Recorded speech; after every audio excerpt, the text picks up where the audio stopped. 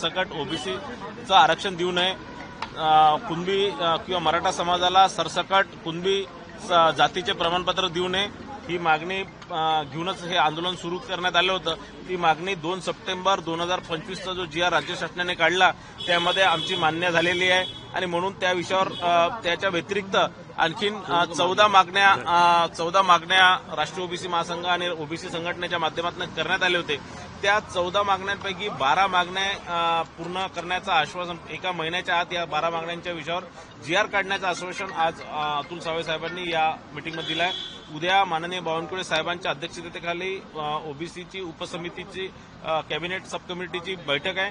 त्या बैठकीत या सगळ्या विषयांवरती चर्चा होणार आहे आणि या 12 मागण्या आमच्या पूर्ण होणार आणि महिन्याभरात या संदर्भातले जी आर निघणार आहे।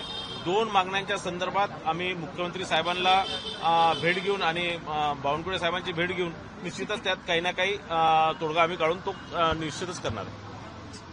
सर, नेपाळमध्ये जे आंदोलन सुरू आहे त्या आंदोलनामध्ये आफ्रिकेच्या अर्थमंत्र्यांना रस्त्यावर आंदोलकांनी पकडून मारलेलं आहे। संजय राऊतांनी देखील असं एक ट्विट केलंय की सावधान रहिए, ये ऐसा किसी भी देश में हो सकता है। कसं पाहताय?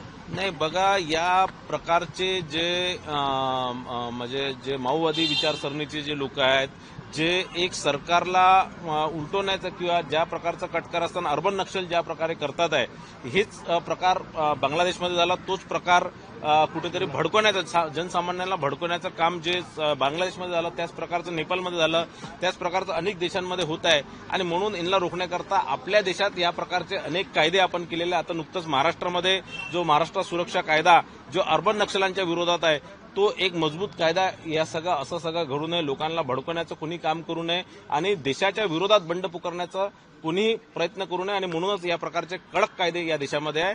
भारतात असं कधीच होऊ शकत नाही आणि संजय राऊतांसारख्या व्यक्तींनी किती प्रयत्न केले तरी भारत देश हा फार सहिष्णू आहे।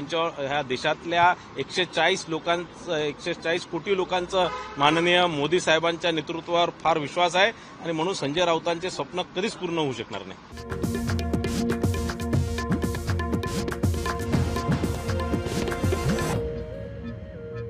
ओबीसीच्या तावडे साहेब होते आणि